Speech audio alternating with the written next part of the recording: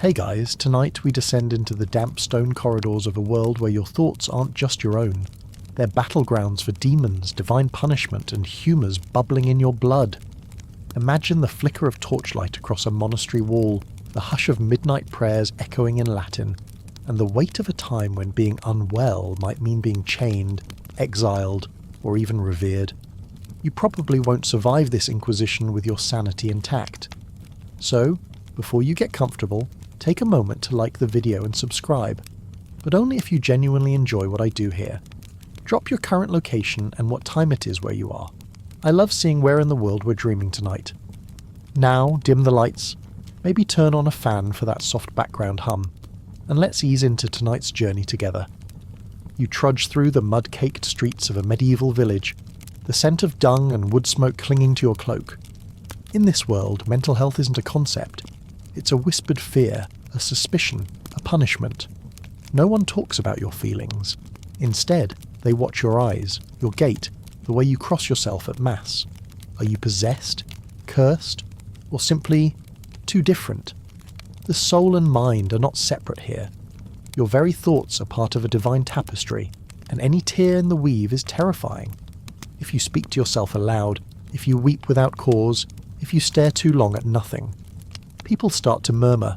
The priest might visit, so might the local bailiff. Your sadness isn't just sadness. It's potentially a sign that you've sinned, that God is displeased, that a devil walks beside you. Medieval people live inside a world ruled by binaries.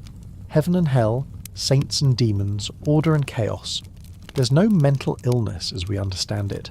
Instead, there are spiritual imbalances, humoral disruptions, divine punishments, or evil influences. If you're lucky, they'll say you're melancholic. If not, they'll say you're damned. At the heart of this world sits the Church. It governs not only the soul, but your body, mind, and dreams. Priests and monks aren't just spiritual guides. They're counsellors, confessors, and sometimes jailers. Confession is the closest thing to therapy, though it's less. How does that make you feel? And more, which sin tempted you this week? Now, you might think this means people were cold-hearted about suffering, but not always. There's a deeply human thread running through medieval thought, a sense that even the afflicted are part of God's creation, albeit one stained by original sin. Some theologians argue that suffering brings you closer to Christ, that your sorrow is sanctified. You sit in a stone chapel surrounded by candles. A woman near you hasn't spoken in weeks. They say she saw an angel in the woods and hasn't been right since. A friar lays hands on her and prays. Another whispers that she might need to be taken away. You stay silent. You've had dreams too. Historians still argue whether medieval views of mental disturbance were entirely superstitious, or whether they reflected an attempt, however clumsy, to care for those in pain. There's evidence of both cruelty and compassion, often side by side. One manuscript describes a man who heard voices being confined to a small hut beside a monastery, fed daily by nuns. Another account tells of a woman burned at the stake after claiming to see visions of Christ. It's a confusing picture, and that confusion is part of the point. Medieval society doesn't have a single view of mental health. It has dozens layered and conflicting. Your neighbours might pity you, fear you, or secretly think you're touched by something holy. Let's say you begin to act strangely. You mutter to yourself, forget your chores, lash out at night. Your family takes you to the village priest. He questions you, sprinkles holy water, perhaps even performs a minor exorcism. If things worsen, you might be taken to a larger church, or even a monastic hospital. There, you could be restrained, prayed over, fed calming herbs, or you might be left in a cell. And yet, there are moments of tenderness, even here. A nun sits beside you, brushing your hair. She sings softly, an old lullaby in Latin. No one knows what it means anymore, but the melody is warm. She doesn't ask you to explain yourself. She just holds your hand and says, "You are still God's child." Fringe beliefs creep in too. Folk healers might offer charms or potions. They mix sacred and pagan elements. Rosemary tied with red string. Prayers to saints spoken over boiled roots. The village wise woman says you need moonlight and yarrow tea. You try it. The dream's quiet for a while, but nothing is ever simple. One moment, you're a patient. the next a prophet or a danger, and the world watches always with quiet judgment.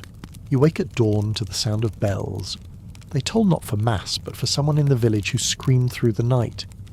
Word travels fast. It always does. Some say she was bitten by a demon. Others whisper that she saw her dead husband in the firelight. No one says trauma. That word doesn't exist here. What does exist is sin, and demons, and melancholia, the black fog that settles into the soul, according to the old physicians. When someone acts strange, the first suspicion is moral failure. Have they turned away from God? Have they consorted with spirits? The Church says sorrow can be holy, but if it lingers too long, if it becomes madness, it might be something darker. You remember Brother Elfric, the monk who used to laugh too much. He started wandering at night, speaking in tongues. Eventually the other brothers locked him in the chapter house and fasted for 3 days straight. He's fighting a demon, they said. But no one ever saw the demon. Only Elfric curled in a corner weeping. Medieval thinkers like Thomas Aquinas believed that the soul could be disordered. Not broken, mind you, just confused. Too sad? You might have opened yourself to the devil. Too happy? That's suspicious too. Joy should be measured, controlled. If it erupts in laughter or weeping or song at the wrong time, people start to worry.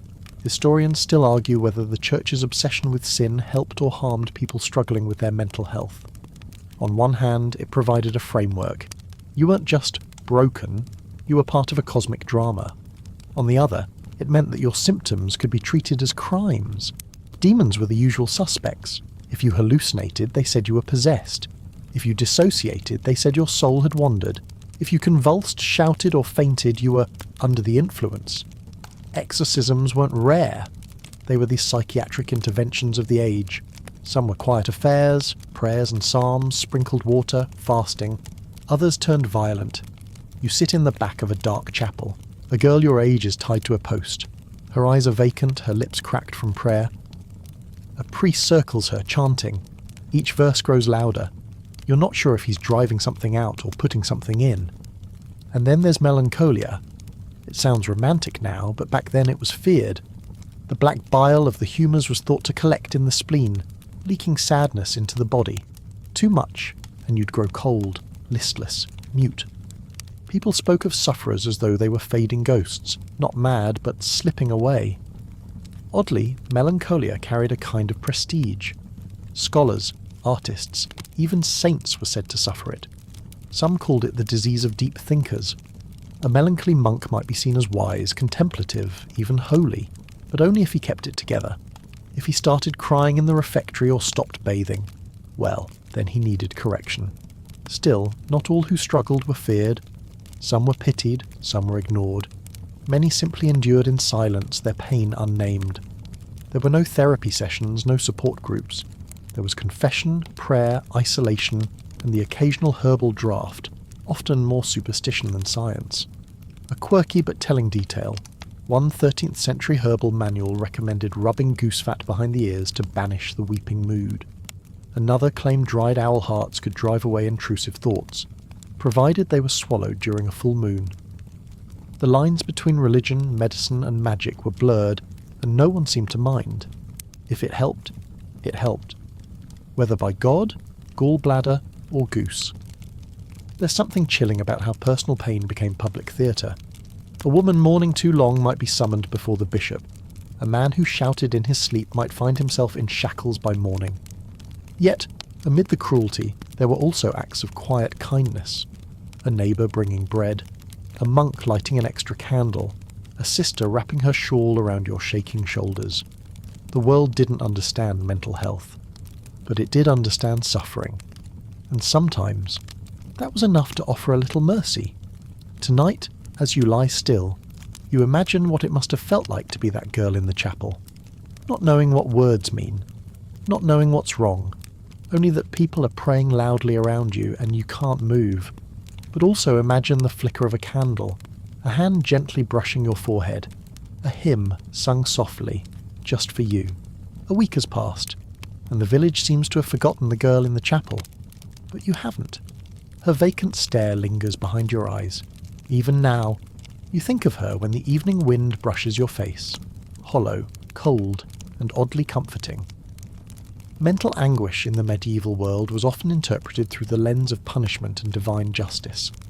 If something terrible happened to you, loss of a child, a ruined crop, a debilitating sadness, it must be for a reason. God doesn't act randomly, and if you suffer, well, maybe you deserve it. That's the medieval worldview in a nutshell.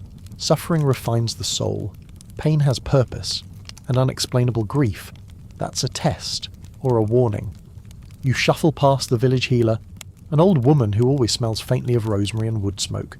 She keeps a bundle of herbs tied to her walking stick, and the children say she can see sadness like a fog around people's heads.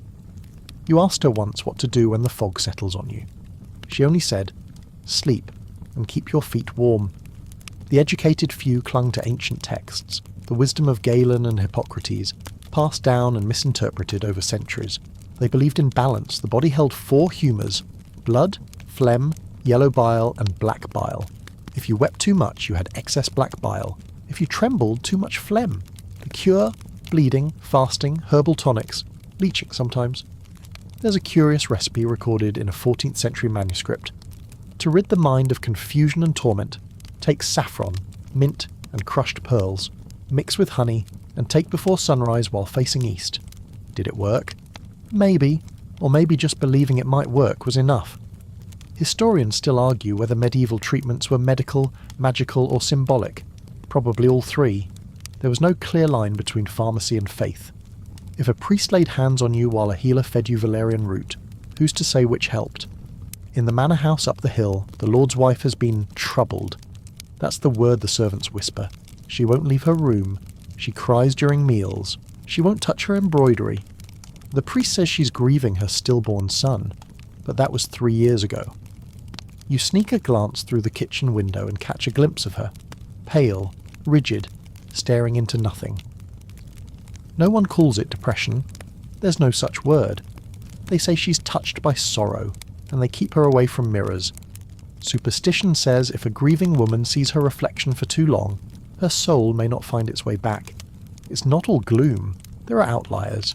In some places, particularly in monasteries, people showing signs of melancholy or anxiety were given space, quiet, prayer, time in the cloister garden.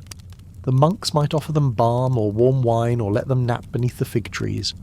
Some abbots even kept mad wards, small rooms for brothers whose minds had wandered too far to return. But these were rare graces, not standard practice. More often, afflicted souls were locked away, if not in monasteries, then in family homes. Or worse, cast out entirely. A fringe belief held that certain people, especially women, could bear divine madness. Visions, seizures, holy ecstasy. Hildegard of Bingen, for example, was a 12th century nun who saw dazzling lights and heard celestial music. She said God was speaking through her. Others agreed. But had Hildegard lived in a less tolerant abbey, she might have been chained to a wall. People in medieval times feared the loss of mental control because it blurred the line between human and animal, between soul and beast. A person who howled or laughed without cause, who stripped off their clothes or refused to eat, they unsettled the social order. You remember once seeing a man in the market who spoke to birds. He claimed the pigeons delivered messages from angels. He wasn't dangerous, just strange. But the townsfolk avoided him. Children mocked him. Eventually he vanished. Some say he wandered into the forest. Some say the local priest made him leave. There are no psychiatric institutions in your world. Not yet. The idea of treating mental illness with structured care won't fully bloom for centuries.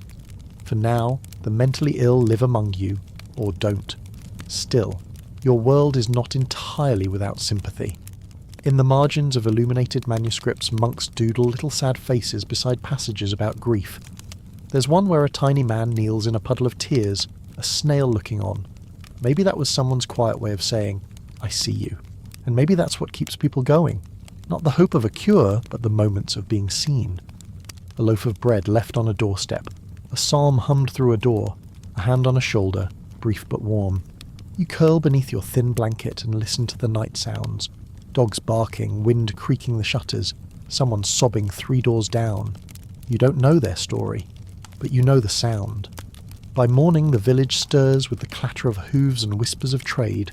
You slip into the streets, where a merchant cart rattles by, loaded with cloth and jars of something amber and sticky. Honey, probably, or resin. One jar has burst open. A bee circles lazily, drunk on sugar. People around you wear their moods like cloaks, some bright and embroidered, others grey, dragging behind their steps. You watch one man lean against a well, just standing there, staring at nothing in particular. His face is sunburnt, but it's his eyes you notice. Blank, not tired, just emptied. No one speaks to him, no one stops. It's not cruelty, it's custom. That man could be mourning, could be touched by spirits, or simply could have run out of reasons to move. You'd never ask. You just walk past him like everyone else. That's what centuries of stigma does, makes ghosts of the living. And yet, oddly, there's a place just beyond the village where people like him might be welcomed. Not cured, not shamed, just housed. It's the leprosarium. Technically for those with leprosy, yes, but over time it became a strange kind of refuge. Not everyone there is diseased in the body. Some were sent because they were difficult, too loud, too quiet, too unpredictable. Some because their families couldn't afford to keep them. A few because they saw things others didn't. You once helped deliver food there, and inside the low stone walls was a woman who painted faces on rocks and tucked them under her bed for company. She smiled when she saw you. Her smile was crooked but whole. Historians still debate whether such places offered genuine care or were just cages dressed up as kindness. But from your view, they seemed softer than most. Meanwhile, in the cities, the story is harsher. Madness is considered dangerous. If a person wanders the streets muttering or worse, screaming, they might be dragged before a magistrate. In some cases, the town council assigns guardianship, often a relative. But if no one claims you, a cell, or the streets, or if the church gets involved, an exorcism. Yes, exorcism is alive and well. It's not just for demons with horns and fire. Mental instability can be seen as possession, and priests are often first responders to psychological collapse. Some sprinkle holy water, others chant. A few, less piously, just shout until the afflicted stops moving. It's hard to know what's worse, the suffering or the remedies. There's a recorded case from the 13th century where a young man believed his soul had been stolen by a crow. Instead of mocking him, the villagers held a symbolic funeral for the crow's theft, complete with a tiny coffin and solemn procession. Afterward, the boy began speaking again. Did the ritual work, or did the attention itself soothe him? Another case, far darker, tells of a woman who heard voices and was thought to be a witch. They tested her by dunking her in a river, tied to a chair. If she floated, guilty. If she sank, innocent. She floated. Her body was never found. Not all regions were equally brutal. In Moorish Spain, for example, scholars approached mental health with more nuance.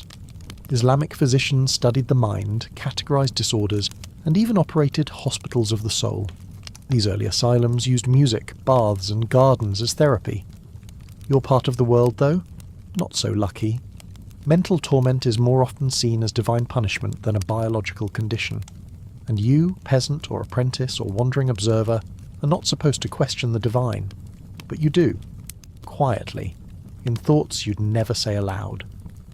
When your neighbour's son began clawing at his face and claiming insects lived in his blood, you didn't see sin. You saw fear. You brought him a rose-scented pouch from the herb lady, and for a while he slept better. Then one day he ran into the woods and didn't return. They said it was his time. Still, among the darkness, people invent coping rituals, small strange customs that help soothe an aching mind.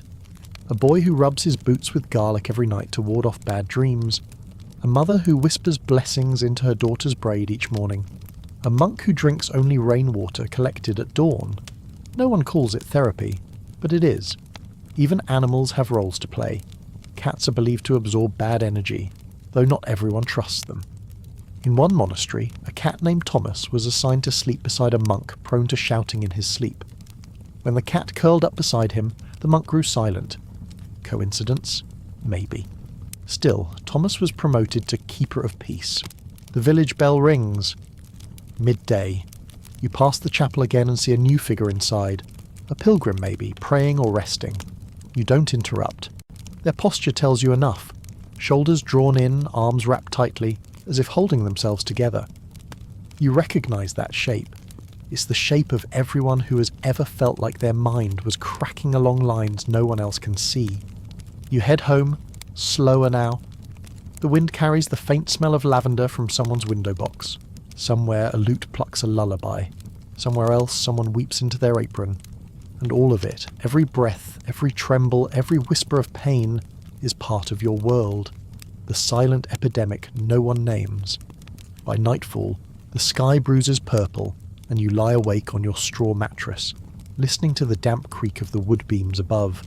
You think about how people survive in a world that doesn't have words like anxiety or depression, but still carries the weight of both in every corner. Back then, no one asks how you're feeling.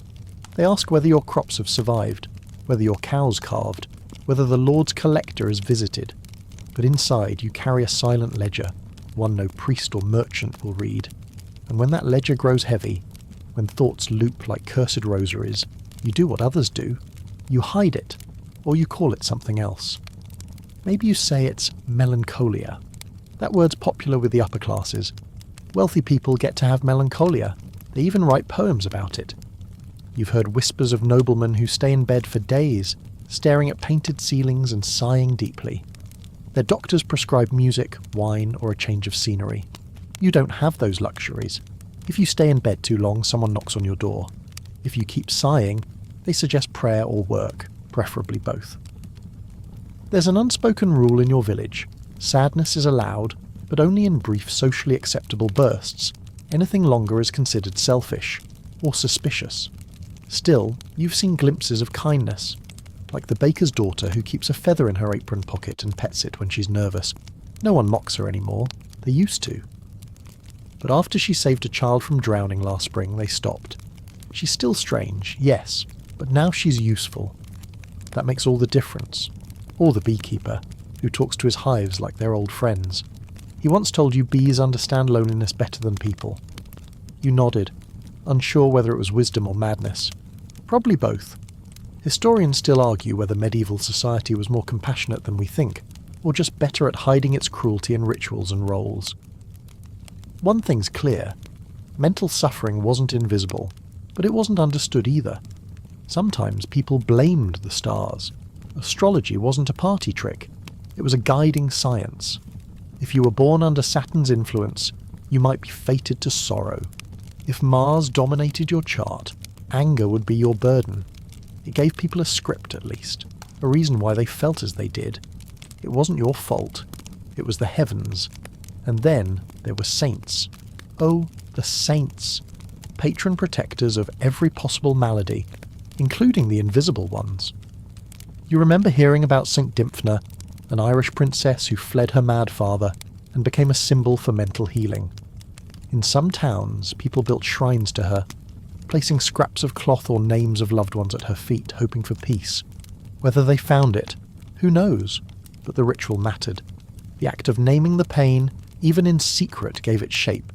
You've done it too, whispered names into the wind, asked St. Dymphna to help your brother sleep without crying out, asked her to keep your own mind clear when winter dragged on and the sun didn't rise for days. The truth is, most people here live in a fog of low-level dread. Life is hard. Death is frequent. You can't afford therapy because therapy doesn't exist, not yet. So instead you develop strange little tricks. Count the cracks in the wall, avoid the path behind the chapel after dusk, braid lavender into your sleeves, carve symbols on your doorframe. A travelling friar once said fear was the devil's language. But you're not afraid of demons. You're afraid of what happens when no one listens. When you start to forget how to feel anything but numb. And yes, there are people who seem untouched by it all. The loud ones, the busy ones, the ones who laugh a little too easily. But even they carry burdens. You've seen the blacksmith pause mid-strike, his eyes unfocused. You've watched the priest fumble a prayer, then cover it with a cough. Everyone cracks eventually. The only question is whether you break in private or in public. One brings shame, the other brings silence. Tonight, as the wind presses against the shutters, you try to think of what the future might bring. Maybe, someday, Someone will study minds the way they study bones. Maybe they'll find that some brains just spin faster, or loop thoughts like wool tangled on a spindle. Maybe people like you won't be called cursed or broken. Maybe they'll be called sensitive, or gifted, or just human. But that's not tonight. Tonight you trace circles in the dirt floor with your toe and count backwards from 20, like the apothecary taught you. She said it helps slow the pulse. You don't know if it works, but you like the feeling of control. 19, 18, 17. You think about the field near the river where the reeds grow tall and no one goes after dark. It's quiet there, peaceful even. If things get too loud in your head, you could go there. Sit until the sun rises. Let the dew settle in your hair and pretend you're part of the earth. Or maybe you'll just fall asleep. Maybe the dreams will be kind tonight. Maybe that's enough. Dawn breaks pale and quiet. You rub sleep from your eyes, or at least you try. It's hard to tell if you actually slept or just drifted in and out, tangled in thoughts that felt like dreams and dreams that felt a little too much like real life. Outside, chickens are already clucking, and someone's dog barks at nothing in particular. You stretch, bones cracking like old timber, and splash your face with water from the bucket near the hearth. It's cold enough to jolt you out of whatever haze lingers. Today is market day, which means noise, bargaining, and the subtle art of pretending to be fine. Because in this world, most people treat emotions like debts. You settle them privately or not at all. But everyone still feels. You can see it in their eyes. The tight-lipped woman selling root vegetables, she hasn't smiled in weeks. The aging musician on the corner playing the same tune over and over again, like a prayer for clarity.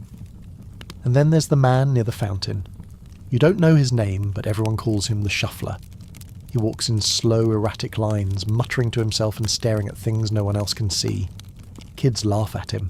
Adults glance away or mutter about demons. But you see something else. A man undone by the weight of his mind. He was probably someone's son, someone's brother, maybe even a husband once. Historians still argue whether figures like him were treated with pity or cruelty in most medieval communities. It often depended on their usefulness or the patience of the village priest. Still, the Shuffler is fed. Someone, somewhere, makes sure of that. You've seen bread tucked near his coat when he's not looking.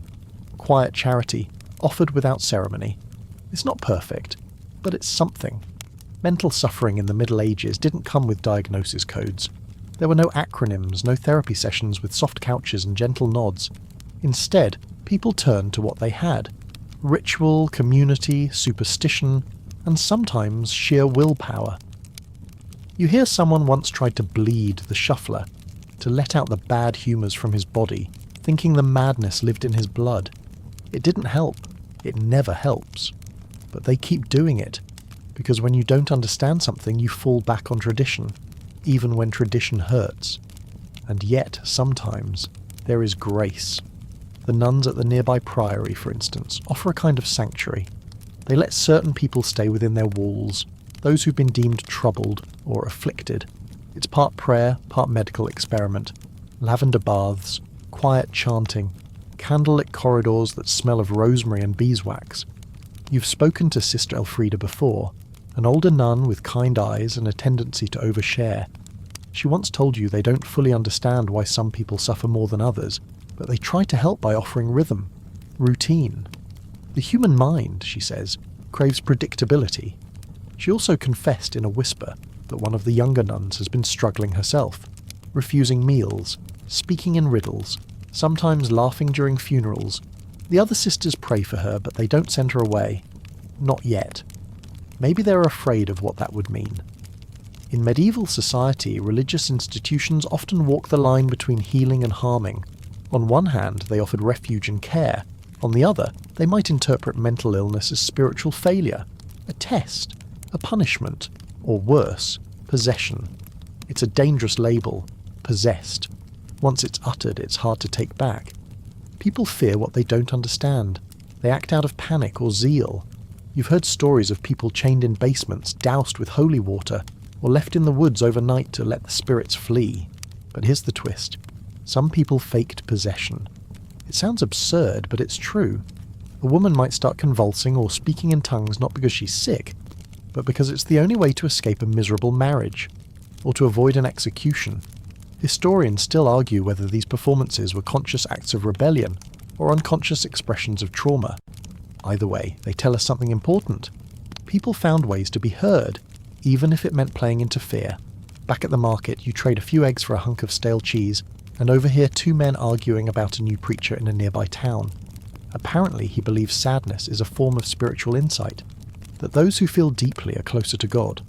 You tuck that idea away. It's comforting, even if it's not popular. The preacher's words remind you of a poem you once heard, carved into a wooden bench near the monastery gardens. The soul that weeps is not broken. It is learning to see. You don't know who wrote it, or if the monks would even admit it's there, but you like it. The world around you may not have the words mental health, but it has clues, hints, acts of tenderness buried in a tough exterior. You just have to notice them. And sometimes that's enough to get through the day. You return home before dusk, feet sore and head buzzing from too much noise. The shuffler is gone. The priest is locking up the chapel. You light a candle, breathe deep and whisper St. Dymphna's name once more. Not because it fixes everything, but because saying it reminds you that someone, somewhere, once thought people like you were worth protecting. Night falls like a heavy cloak, and the chill in the air wraps itself around your bones. You sit by the small hearth, the fire crackling low, casting shadows that jitter across the rough stone walls. You sip a weak broth, not because you're hungry, but because it's something to do, something to mark time when the hours start blurring together, and then it hits again. That dull, restless pressure in your chest, the creeping thought that maybe you're not okay, that maybe you haven't been for a while. But what does okay even mean in this world? There are no physicians of the mind, no language to describe the storm inside your skull. You just cope, or try to. You think about the stories you've heard. The healer who stitched herbs into her clothing to keep the madness spirits out. The farmer who wouldn't touch iron tools after sunset, convinced they stirred evil thoughts.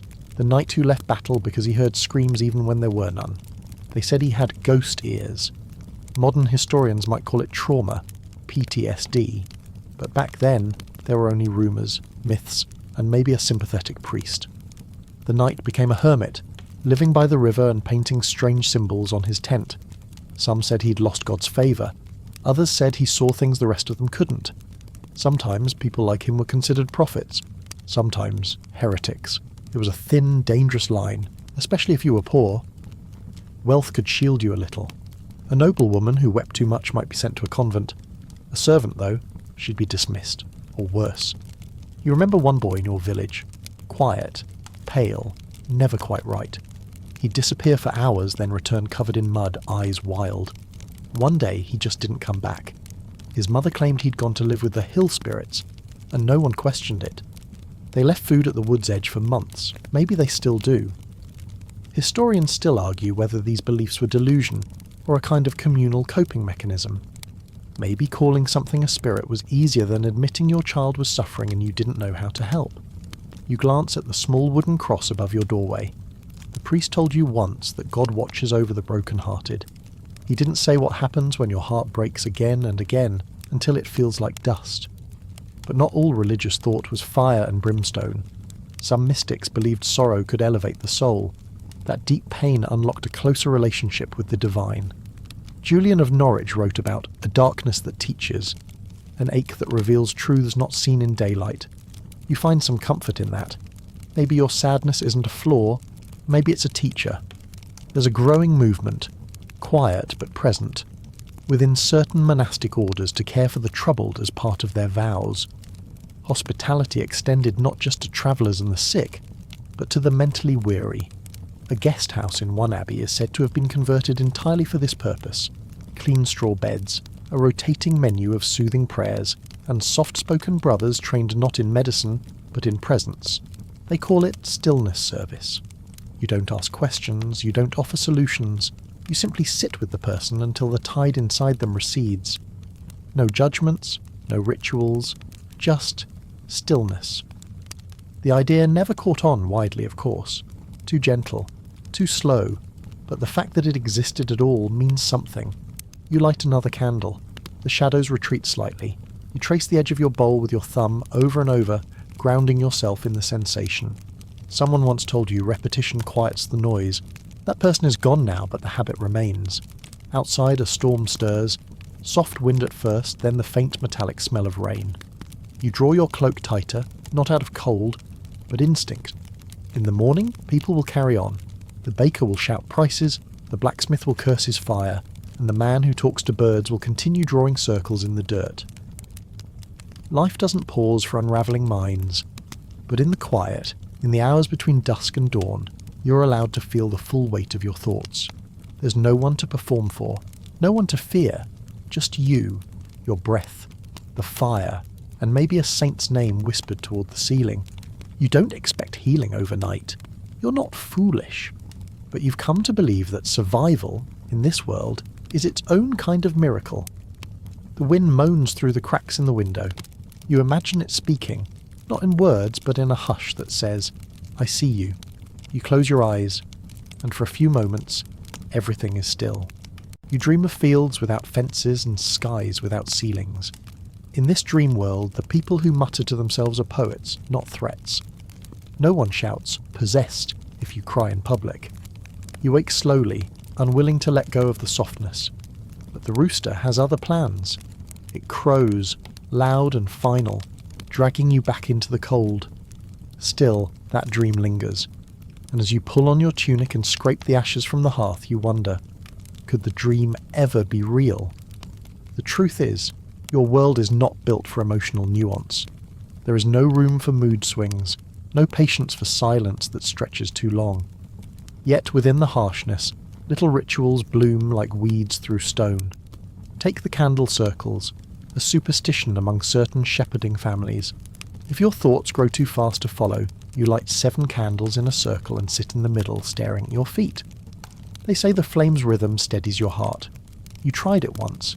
You weren't sure it worked, but it made you feel less alone. There's also the mourner's cloak. In some towns, those overcome by grief wear a dark blue hood for 40 days, signalling to others that they are not to be burdened with gossip, chores or questions. It's not officially sanctioned by the church, but most clergy look the other way. It's a way of saying, "I am breaking, but I am still here."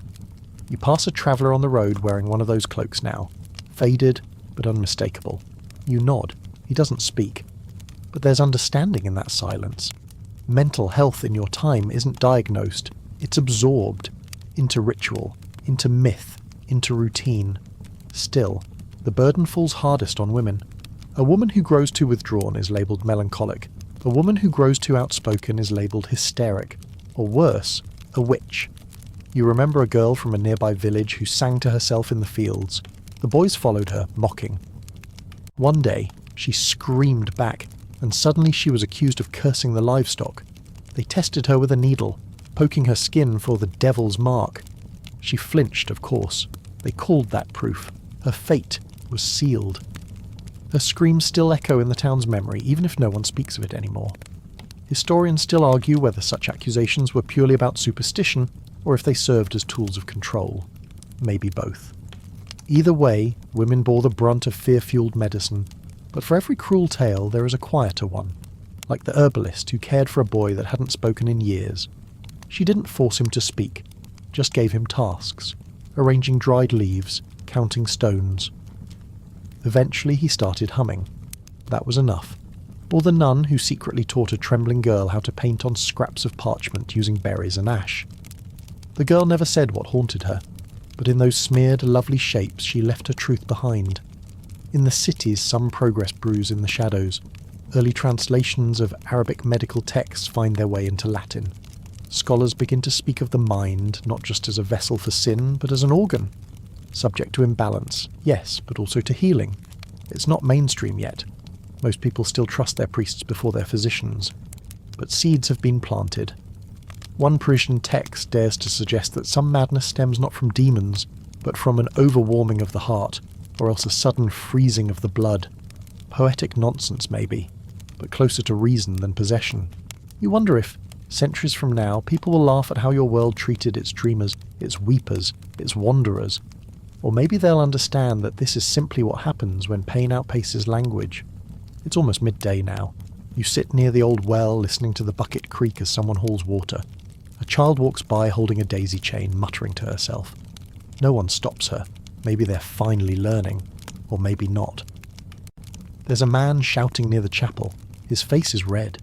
His words are slurred, but not from drink. He's frightened. Lost.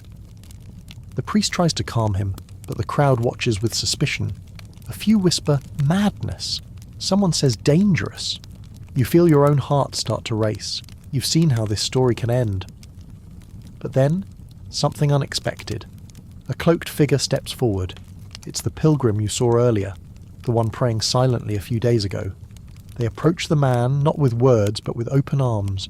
The man flinches, then sobs. The pilgrim holds him. No prayers, no shouting, just presence. The crowd quiets. For once, no one intervenes. That moment stays with you for the rest of the day. Not because it solved anything, but because it made space. Space for pain without punishment. Space for fear without fire. That's rare here. But maybe it doesn't have to be. As the sky darkens again and you light your final candle of the evening, you breathe deep and think about the people your world doesn't know how to care for. The ones it fears, the ones it locks away, the ones it loses. You say their names, if only in your mind. And then, softly, as if speaking to a sleeping child, you say your own. There's something about medieval silence. It isn't quiet the way you'd expect. It's layered.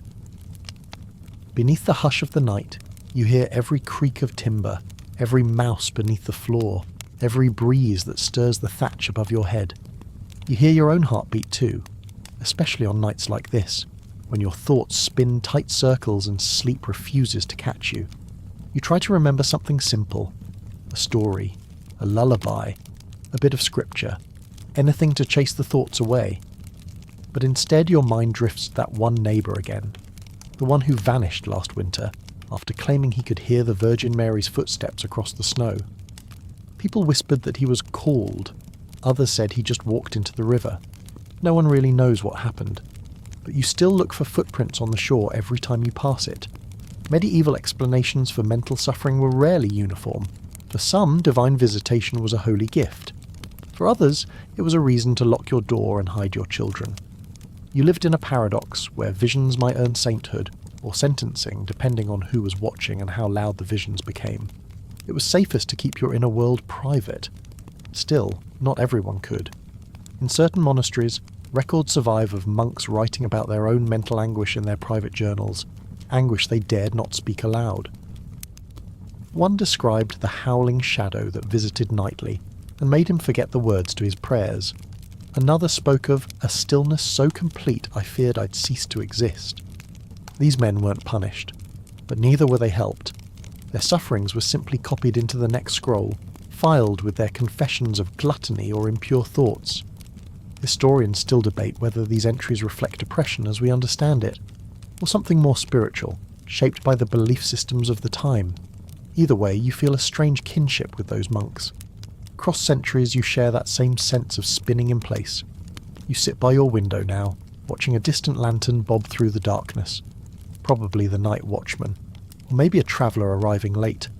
Their glow is small, fragile, but it moves forward. That feels symbolic somehow. In the morning you walk to the field just beyond the edge of the village, the one with the row of standing stones that no one talks about but everyone avoids after sunset. You've always liked it there. Not because of the stones, but because of the wind. It always feels a little wilder out there, less expected. You lie down in the grass, staring up at the pale sky, and for a moment, you don't feel anxious or broken. You just feel quiet, present, like a body instead of a burden. You wonder if anyone in your village feels this too, the weight in the chest, the echo in the skull, the sense that you're fraying at the edges. They must, they have to. But you've all been trained to smile, to carry on, to call it weariness or bad air or simply a passing spell. That's the thing about your world, it doesn't give you permission to break. So when you do, you must learn to shatter silently. Still, there are helpers, if you know where to look. A few towns over, there's an old woman who walks with a twisted staff and speaks only in riddles. They call her mad, but people still go to her when the sadness becomes too heavy.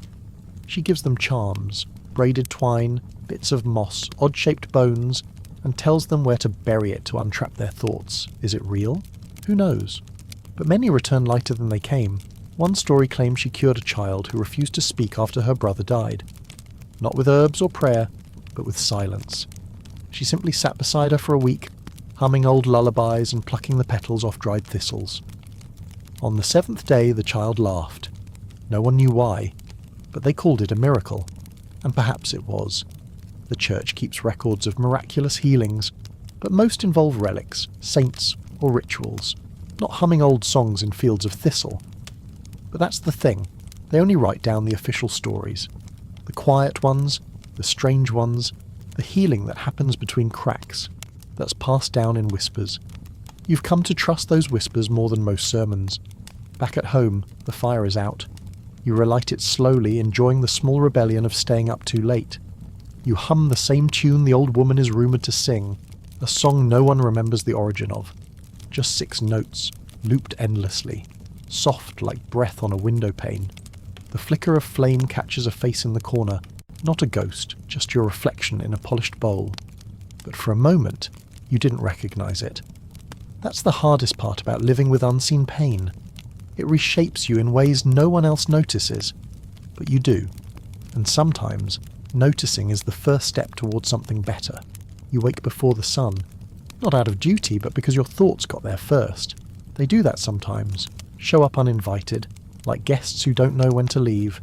You sit up slowly, shoulders stiff, breath shallow, heart knocking like it's expecting bad news. But there is no bad news. Not today. Just the quiet rhythm of life continuing, whether you're ready or not.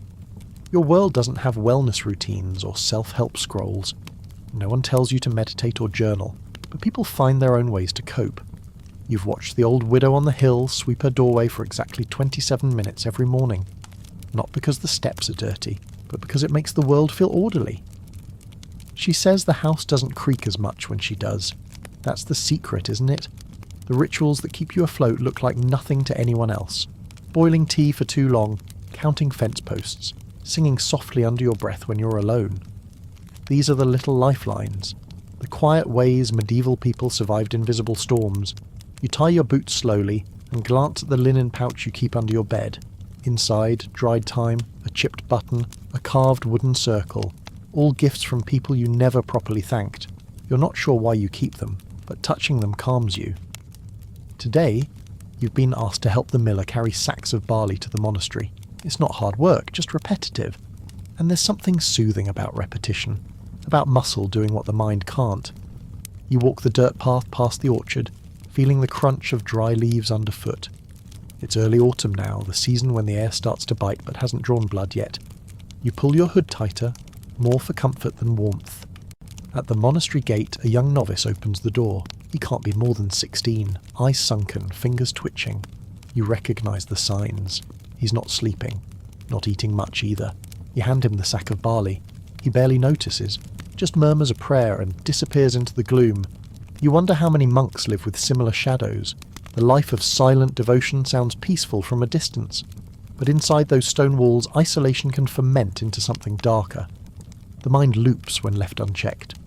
Some abbeys, like the one a few miles west, have recognised this. They now rotate their novices through open duties, tasks that take them outside the cloister walls at least once a week. Tending gardens, baking bread, even just watching the sky. A brother you once met said it saved his mind. Said the silence was holy, yes, but dangerous too. God may whisper, he said, but so does madness. Historians still discuss whether contemplative life worsened mental health or offered refuge to those already struggling. The answer probably isn't one or the other. The answer is yes. You finish your task and linger by the chapel. Inside, a monk sings a single line of chant again and again, tuning the notes like string. The acoustics wrap his voice in gold. You don't understand Latin, but the melody soothes something primal. You stay longer than you should. Back in the village, something feels off. Not wrong, exactly, but unsteady. You pass the smithy and see the blacksmith slumped on his stool, red eyes fixed on nothing. His tools lie untouched. That's unusual. He's the type to hammer through grief like it owes him money. A woman from the weaving house says his eldest son fell from the hayloft 2 nights ago. He's alive, but not speaking, just staring at the wall, jaw clenched, fists curled. The village healer tried valerian root and honeyed milk, but nothing helps. You hear someone mutter, "A spell." Someone else mentions the devil's hand. You hate this part. The leap from sadness to sin, from confusion to blame. The healer, a soft-spoken man with shaky hands, tells them it's just shock, that the boy's mind is defending itself the only way it knows how. But no one listens. They never do at first. Fear drowns reason faster than water drowns a kitten. You make an excuse and visit the boy yourself. The blacksmith says nothing, just nods toward the back room. Inside, the child sits on the floor, fingers tracing lines in the dust. You kneel beside him. You don't speak. You don't touch. You just draw your own line in the dust, slow and steady. After a while, he looks at you. Not long, just a glance. But it's something. You stay for an hour. When you leave, the blacksmith thanks you with his eyes. It's all he can give. These quiet moments, the ones that never make it into the records, these are the real history. The in-between kindness, the strange little standoffs between despair and hope. No one calls them heroic, but they are. You walk home through a violet dusk, the air thick with chimney smoke and drying apples. Your head feels less heavy than it did this morning. Not light exactly, but not sinking either, and that's enough for today. By the time you return home, the moon's already creeping up behind the tree line, and the fire in your hearth is just embers. You should feel exhausted. You hauled barley, walked miles, comforted a child who'd forgotten his voice. But instead, you feel suspended, like your thoughts are pacing just ahead of you, refusing to rest. You settle in slowly, rewrap your cloak around your shoulders, light a candle. Sometimes you think this moment, this quiet between motion and stillness, is the most dangerous. It's when the sadness can slip in unnoticed, wrapped in the normal. The term melancholy comes up more often these days in hushed conversations among clerics and scholars, not just as a passing mood, but as a condition, a pattern. Some claim it stems from an excess of black bile, the infamous humour in Galenic medicine. According to that model, you are merely out of balance, like a tipped scale or a crooked table. But the remedies they offer feel like guesses: warm baths, bitter herbs, abstaining from red meat. You tried one of the tonics once. It made your tongue go numb and your stomach twist like laundry on a line. So now you make your own medicine, not from plants, but from patterns. You sweep your floor in circles. You line your firewood by size. You sing to your sheep in a low hum, even when they're not paying attention. Especially when they're not paying attention. These little things, these oddities, might get you labelled strange. But in your quiet world, strangeness often walks hand in hand with survival. You remember the travelling jester from last spring, painted face, broken teeth, always dancing a little too long after the music stopped. The children loved him.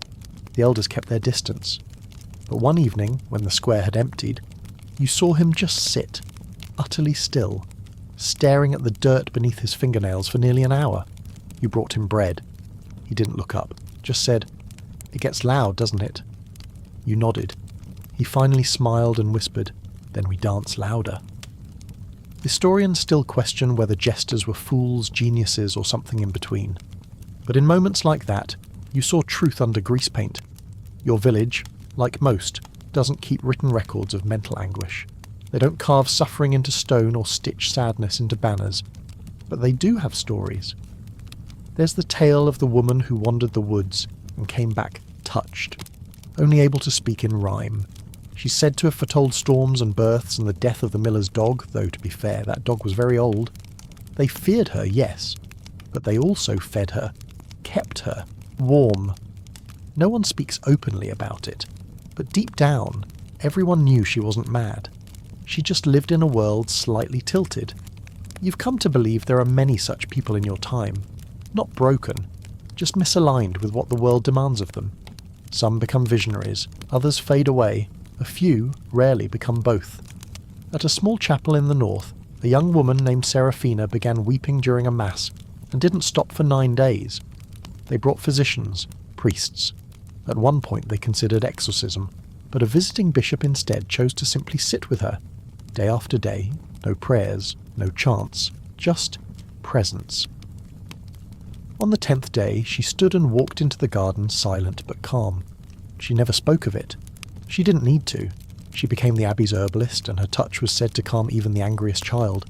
Some say she'd been chosen by angels. Others think she simply broke open and grew back differently. Both things can be true. The candle beside you flickers low now. You lie down on the mattress, feeling every ridge in the straw beneath you, and think about the weight of names. They called it melancholy, madness, enchantment, affliction. Anything but what it really was: grief, fear, overwhelm, longing. The words didn't exist, so they built stories to carry the load. And you? You're part of that lineage now, when your breath catches for no reason. When your thoughts twist in on themselves. When the world feels just slightly too loud. Remember that even here, in this stone and shadow century, you're not alone in that feeling. Somewhere, someone else is lying awake, thinking the same unspoken things, wishing for a peace that doesn't arrive on time but comes anyway, like a late traveller on a dusty road. And when it does, when even a sliver of calm finds its way through the cracks, you will hold it gently, not as a cure, but as proof that you're still here, that you matter, that even in a time without names for your pain, there is a place for you beneath the stars. The next morning, rain taps against your window with the patience of someone who knows you have nowhere else to be. You lie there for a long time, watching the soft grey light stretch across the ceiling beams, listening to the world drip, creak, and sigh. You don't rush. You don't pretend. Some days are slower, and that's allowed, even if no one's ever said so out loud. There's no word for depression in your village, no proper term for anxiety, for grief that lingers too long, or fear that follows you even when the danger is gone. Instead, people say you're under a cloud, or that your soul is troubled. Sometimes they say nothing, just hand you a bowl of broth and keep you company without asking questions. That's the closest thing to therapy you'll get. Quiet presence, broth, and not having to explain yourself. You wrap yourself in your cloak and step outside. The rain's steady but gentle, soaking into the dirt path in patches. You walk to the edge of the woods, not far, just enough to breathe. The trees smell sharp and clean. Moss squelches underfoot. Somewhere above, a crow calls out once, like it knows something you don't. You sit on a flat stone and let the silence do the talking. Somewhere in another part of the kingdom, a scholar is writing down strange behaviours in a thick manuscript. Attempting to categorise human suffering as a physician might list ailments of the lungs or liver. They've begun calling certain episodes melancholia profunda, a deep mood, a sinking soul. They believe it stems from the liver or perhaps the spleen, black bile pooling in the wrong place. They don't know it's also the ache that wraps around your spine when the sun forgets you. The weight behind your eyes when someone says, "It's just a bad mood." The way your heart clenches at the thought of facing another market day, smiling at people who never really ask how you're doing. Historians still argue whether such early medical models helped more than they harmed.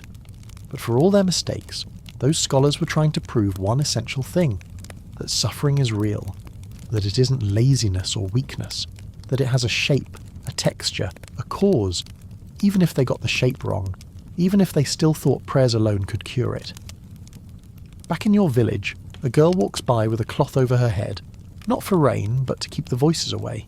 She says the crows speak in riddles, that the river hums her name. Some think she's cursed. Others say she's blessed. You think maybe she's just overwhelmed.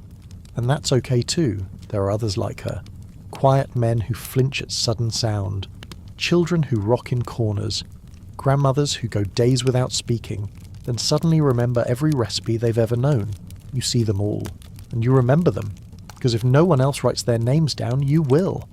Later you return home and spend an hour weaving dried reeds into a basket. Your hands move on their own, guided by memory and muscle. The process calms you. Reeds in, pull tight. Reeds in, pull tight. The world makes sense in patterns. You think about how different your life might be if you were born centuries later. If you had a name for the fog in your mind. If there were people trained to help. If your village had a place to go not just when your leg broke, but when your thoughts did. And then you think, maybe this time isn't without hope. Maybe it just shows its care in stranger ways. Like the old man who carves tiny wooden animals and leaves them on doorsteps. No one knows who they're for or why. But they always arrive after someone's been ill. or grieving, or quiet. You found one yourself once, a fox curled into sleep. No name on it, just placed near your door, right when you'd stopped expecting things to get better. You never told anyone. It felt like a secret gift from the world, and maybe it was. The rain tapers off. The clouds thin just enough for light to filter through, brushing the treetops in silver. You look up, breathing deeper than you have all day. The sky isn't fully clear, but then again it rarely is. You stand, stretch, and walk slowly back to the village.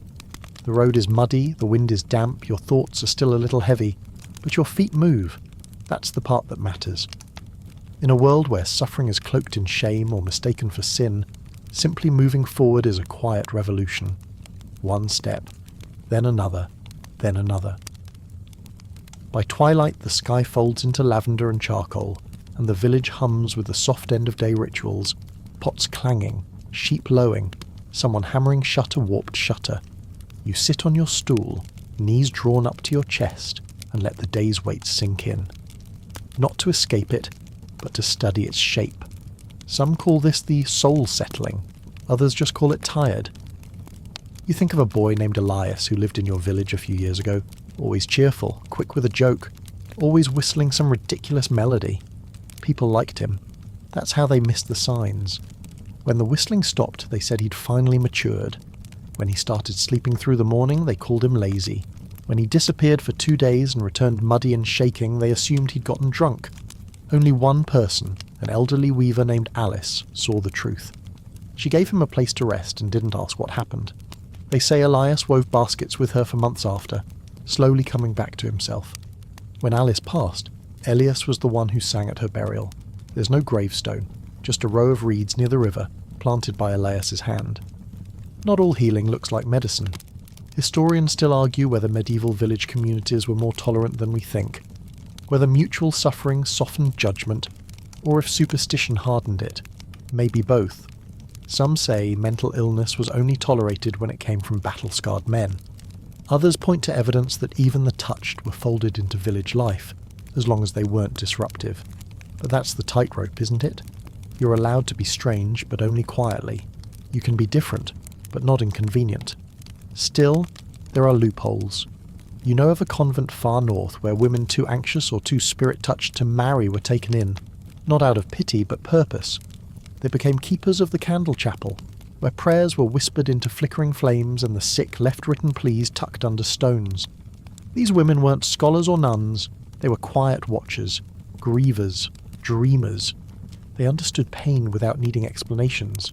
You've never been there, but sometimes you dream of it. A long corridor lit only by flame, soft humming echoing through stone, and no one asking you to smile. Some people say the women there speak to angels. Others say they simply listen harder than most.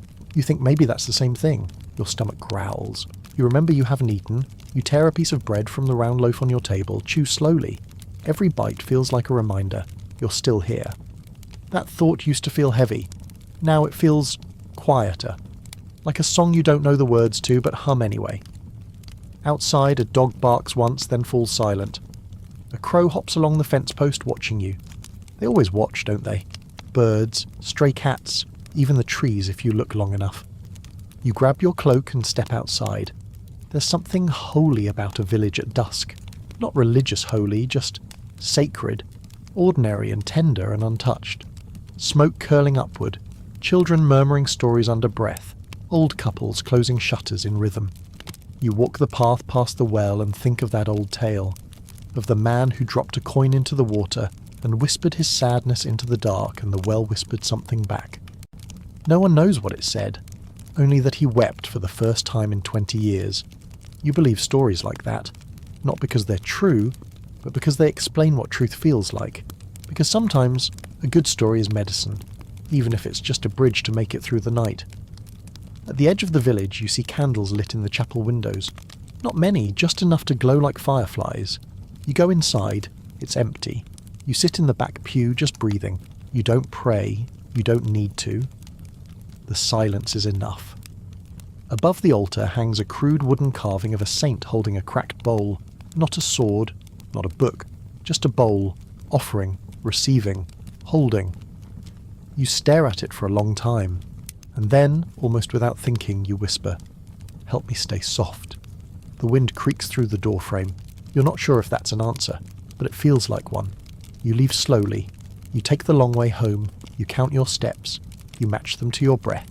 You look up at the stars and name them after people who never got to tell their stories. Tonight you'll sleep.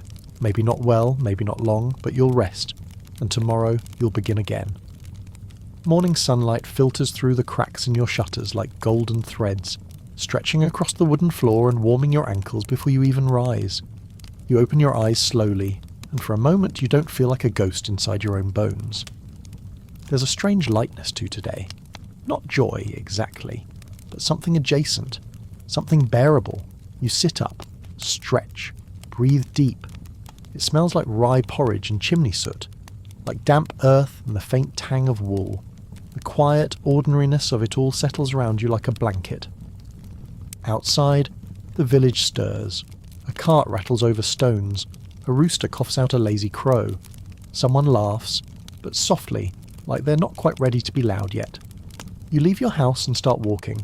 No goal in mind, just motion. The path pulls you forward, past the baker's hut, where steam fogs the windows, and the old tannery, where no one lingers long unless they have to. You nod to people, but say nothing. There's power in that too, acknowledgement without expectation. You pass the healer's hut and pause. The door's open. Inside, a woman hums quietly as she grinds something in a mortar. She looks up, nods, then gestures you in. You don't go often, but today feels different. She doesn't ask what's wrong, doesn't press, just hands you a cup of something warm and sharp smelling. You sip it, wincing slightly at the bitterness. She smiles. "Good for heavy thoughts," she says. "Not madness, not possession, not even melancholy, just heavy thoughts. That's the kind of language you can live with." You sit there a while. She goes on working, humming the same tune again and again. It gets stuck in your head. You don't mind. When you leave, the heaviness is still there, but it's looser around the edges, like a cloak unfastened at the neck. You keep walking. By the stream you see a group of children tossing stones into the water. One of them, the quiet one who's always scribbling things into the dirt, breaks into a smile so wide it stops you in your tracks. There's nothing particularly special happening, no miracle, no revelation, just joy, unfiltered. You wonder what it would have been like to feel that way at their age. Back then, no one had the tools to name what you were going through. If you cried too much, you were scolded. If you didn't speak, you were sent to prayer. If you lashed out, they called it a fit. If you laughed at the wrong time, they called it madness. You learned to stay small, to swallow the tide. But now, older, you're finding ways to let it back out. Little by little, you sit by the water and trace shapes in the mud. Spirals, circles, things with no beginning or end. A crow lands beside you, head tilted like it's curious. You don't shoo it away. It caws once, then again. You caw back. It flies off, probably judging you. That makes you laugh. Not all signs are divine. Some are just birds. In a village 3 valleys over, they're experimenting with what they call a healing house. A space where those who've lost their minds, or simply drifted too far from others, can stay safely. Not locked away, not tied down, just watched over. The monks there tend gardens with them, read aloud to them, sit beside them when the voices get too loud. Historians still question whether this was a prototype for modern asylums, or something kinder, more human. Whatever it was, it stands out in the scrolls. Someone somewhere decided that people didn't need to be cured to deserve comfort. That radical kindness echoes even now. As the day fades, you walk back to the village square. A gathering has begun. Simple, as always. Music, bread, a bit of clapping. Not celebration, just togetherness. A woman hands you a carved trinket, a tiny bird made of birch. You don't ask why. You just take it. You sit by the fire and feel the warmth seep into your fingertips. The chatter rises and falls like waves. You let it wash over you. Not trying to belong, not trying to disappear, just being. And in that moment, something shifts. Not everything is better, but something is softer. The fear is still there, but it's not steering anymore. The sadness still hums, but it's quieter. and as the stars prick the sky and the fire crackles low, you find yourself smiling. Not wide, not forced, just enough. You close your eyes and whisper thanks to no one in particular, just the air, the earth, the unseen hands that held you through the harder days. Tonight, you will sleep, and if you wake in darkness, you'll light a candle. And if your thoughts race, you'll trace spirals in the dirt, and if your chest aches, you'll breathe deep. Because you've made it this far, and in this medieval world, where pain is shadowed by superstition and silence, that is nothing short of miraculous. You wake to birdsong, not the sharp, insistent kind that demands attention, but the slow, wandering notes of a blackbird testing the dawn. It feels like a gift, this sound, unasked for, unexplained, but welcome. You stretch, feeling each muscle unfold like parchment left in the sun. Your thoughts are quiet this morning, not gone, just not shouting. You've learned to notice that, to cherish the rare moments when your mind feels like a calm surface rather than a storm. Outside, the world is pale gold. Dew glistens on every blade of grass. The rooftops steam gently in the rising warmth, and a soft wind carries the smell of damp wool, distant fires, and something sweet, maybe berry pie from the baker's. You don't need a reason to be grateful today. It's enough that you're breathing, that you woke, that your chest rises and falls, even if some days it feels like a chore. In the village square, a small crowd has gathered, not for a market or a sermon, but for something stranger, a puppeteer, passing through from another region. His stage is crude, just a wooden box with a curtain, but the figures dance with surprising life. You lean against a post and watch as he performs a story about a knight who loses his name in the forest and must earn it back by helping those who have no voices. The children laugh, the adults pretend not to. You watch the knight stumble through trials, helping an old woman remember her son's face, carrying water for a weeping monk listening to a tree that sings in riddles. At the end, when the knight reclaims his name, it isn't shouted, it's whispered. And the crowd, oddly, goes silent. The puppeteer bows. You don't clap. You just nod to yourself, like something inside you's been seen. Later, you visit the old woman who lives near the mill, Beatrice they call her. Most think she's harmless. A few think she's a witch. You think she's wise in ways people have forgotten how to value. She greets you with a crooked smile and a cup of mint water. You sit on her porch, say little, and listen. She tells you stories from her youth, of a girl who braided grass into animals that could walk for a few hours, of a boy who could smell lies, of a midwife who sang to the unborn and claimed to know which ones carried old souls. She shrugs.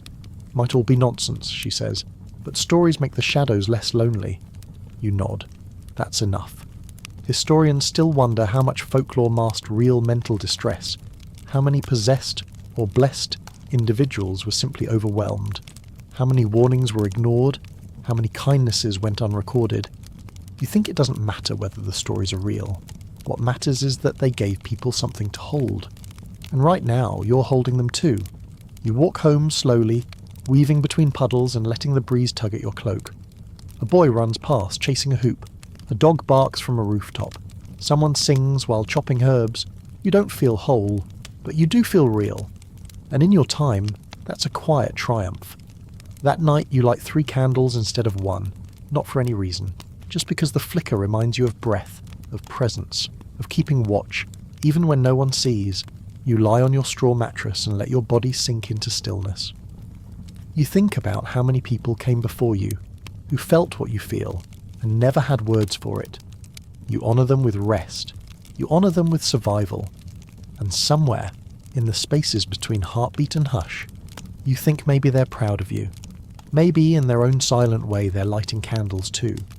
You wake in the soft hush of pre-dawn, not jolted, not disturbed, just gently returned to waking by the quiet rhythm of the world turning. The fire's gone out.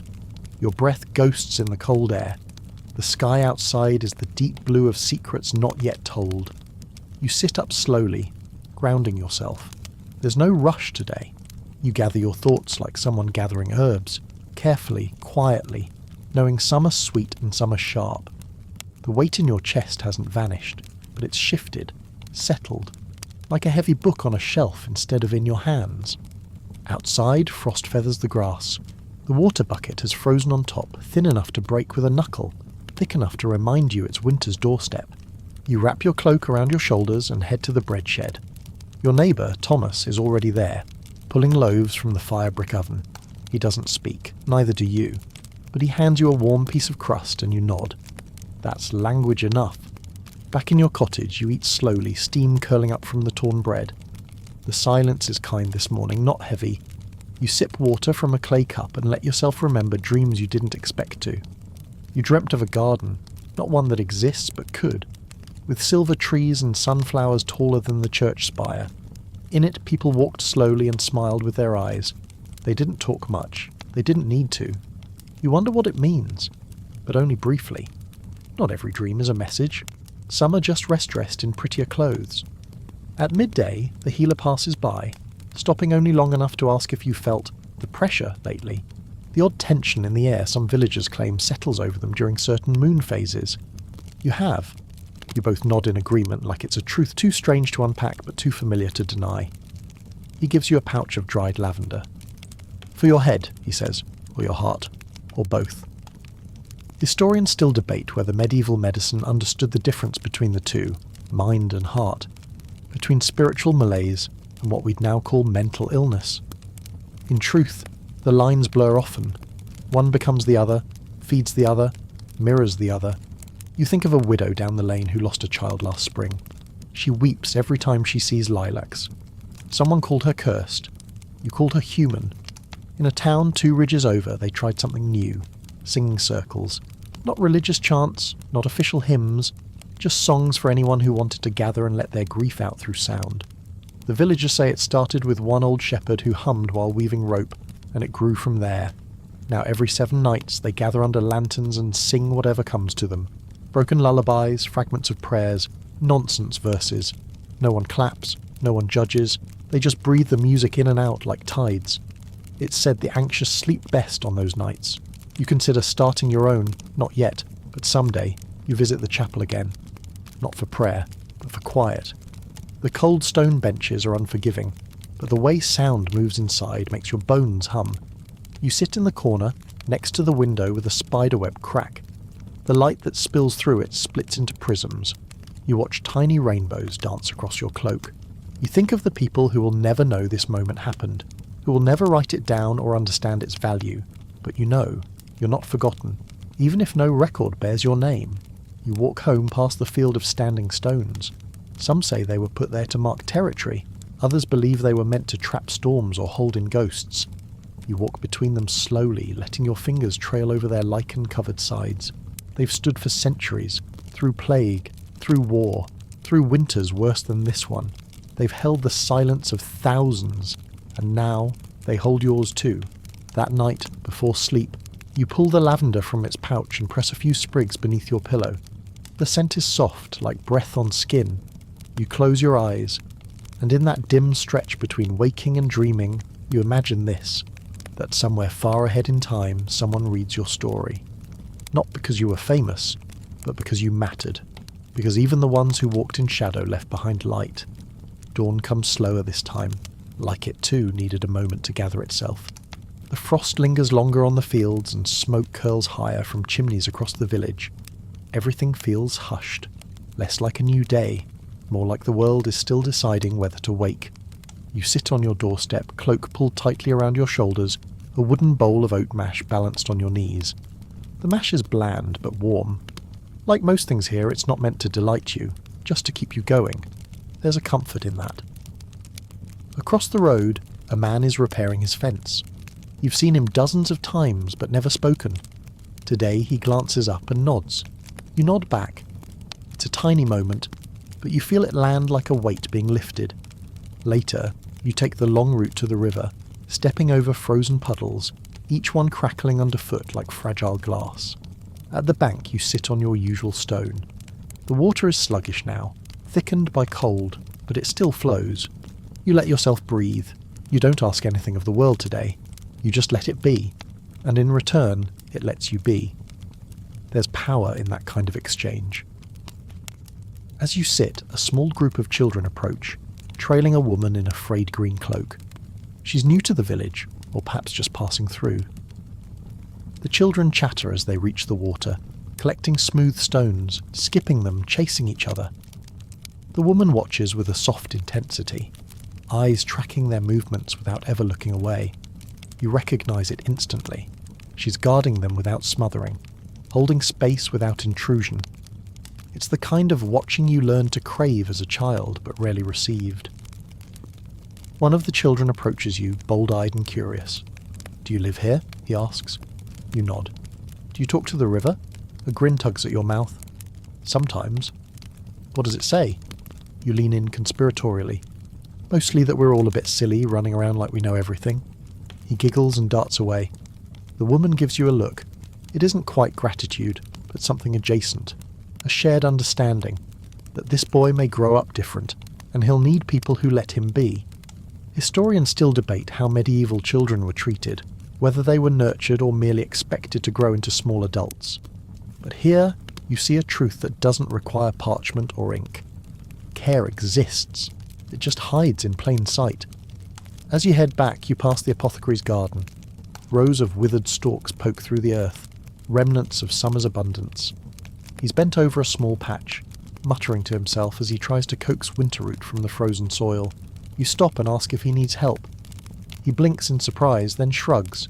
"Your hands any good with stubborn plants?" "Only the ones that bite."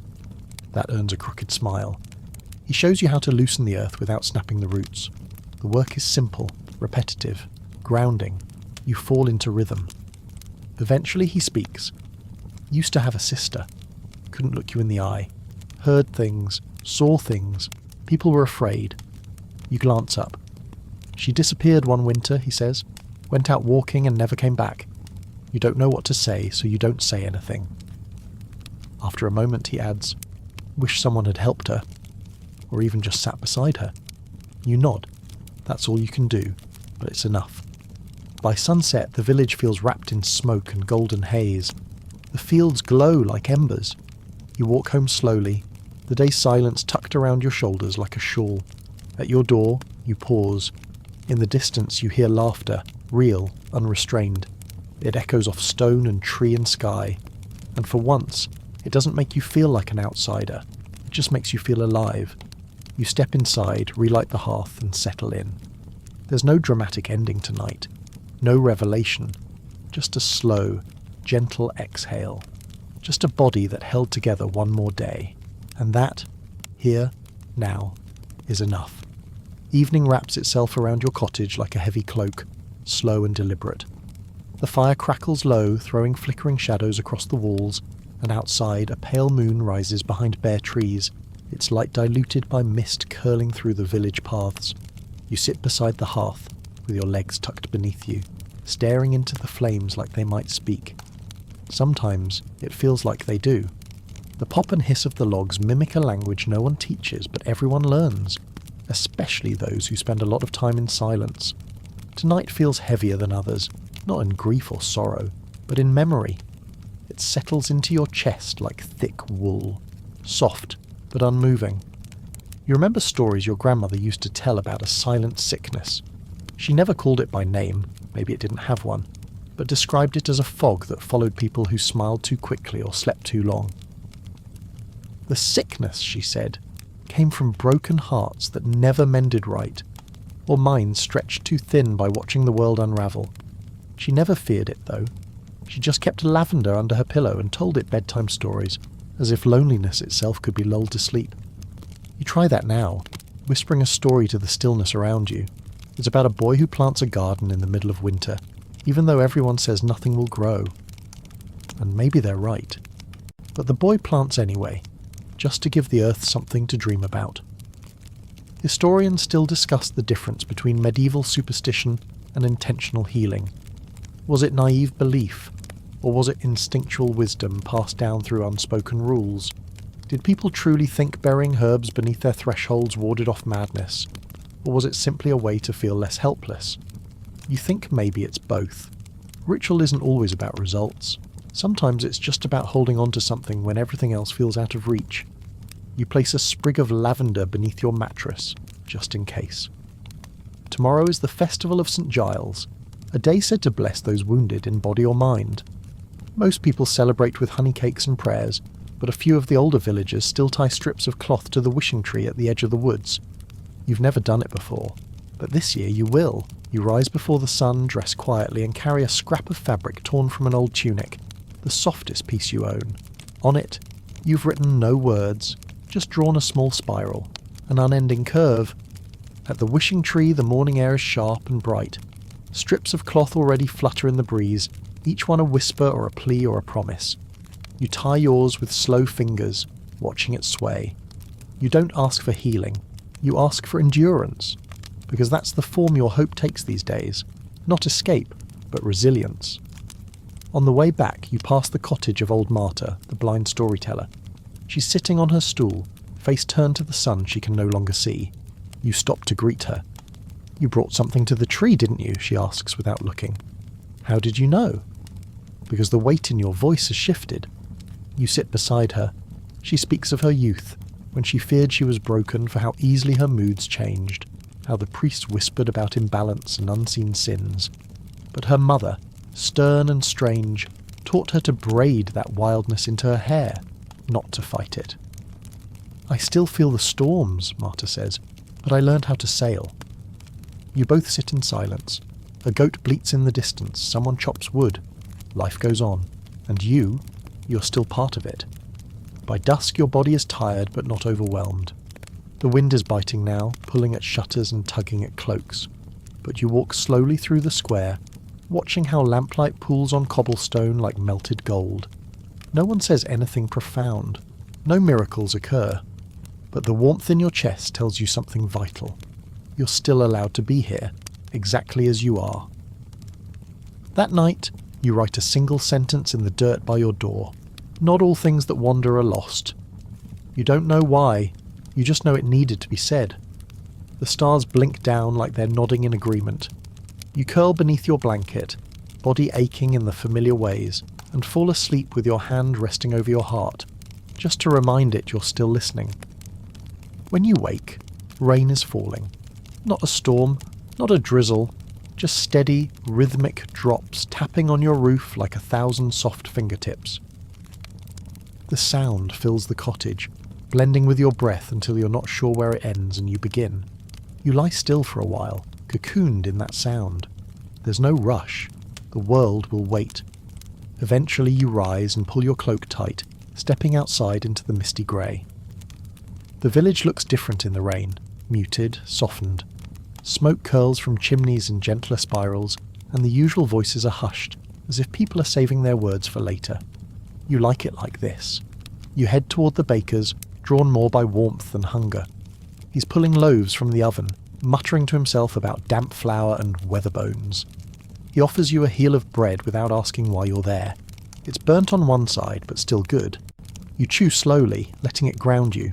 Today, the village is quieter because someone has passed.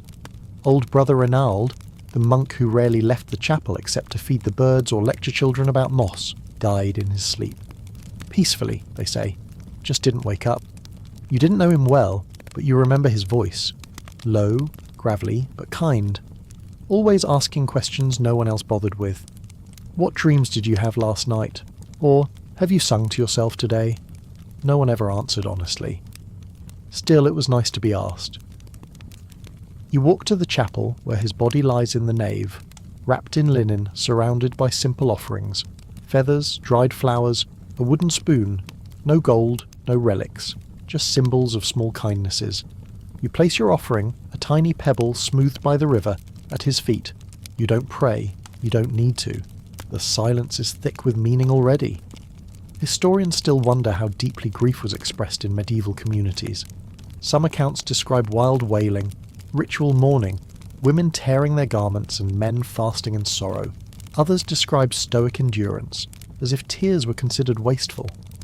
But in between those extremes there was this, a quiet gathering, a nod, a shared memory spoken softly and then let go.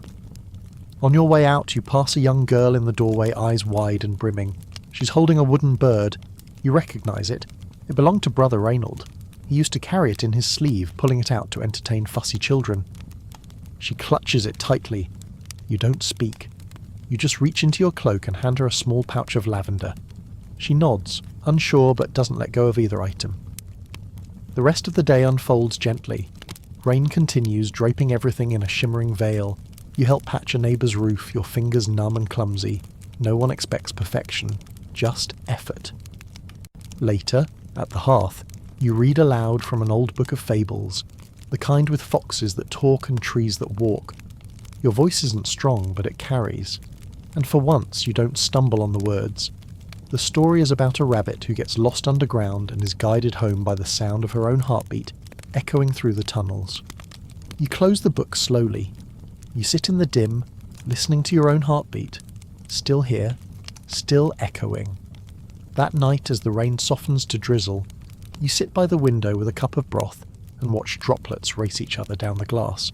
You don't feel healed, you feel human, and maybe that's better. You crawl into bed with a slow exhale, tracing the spiral symbol on your blanket. It's not a spell, not a cure, but it reminds you, the path forward doesn't need to be straight, just steady, just yours. Morning arrives without fanfare. No birdsong, no golden sunlight, just a pale grey glow that seeps in through the shutters, slow and indifferent. You lie in bed a few minutes longer than usual, letting the quiet pull at the corners of your thoughts. There's a kind of peace in that stillness. Not joy, not excitement, just the knowledge that today exists and so do you. When you rise, your joints ache more than usual. The cold has settled deep into the bones of the village, clinging to everything like moss. You stretch slowly, letting your breath warm your chest. Breakfast is plain. A small chunk of cheese, some hard bread, and a few berries dried from autumn's last harvest. You eat without thinking, your mind already drifting. You decide to visit the stone circle again, the one just beyond the edge of the woods, where stories tend to cling to the trees like spiderwebs. It's not marked on any maps. No one really owns it. It just is.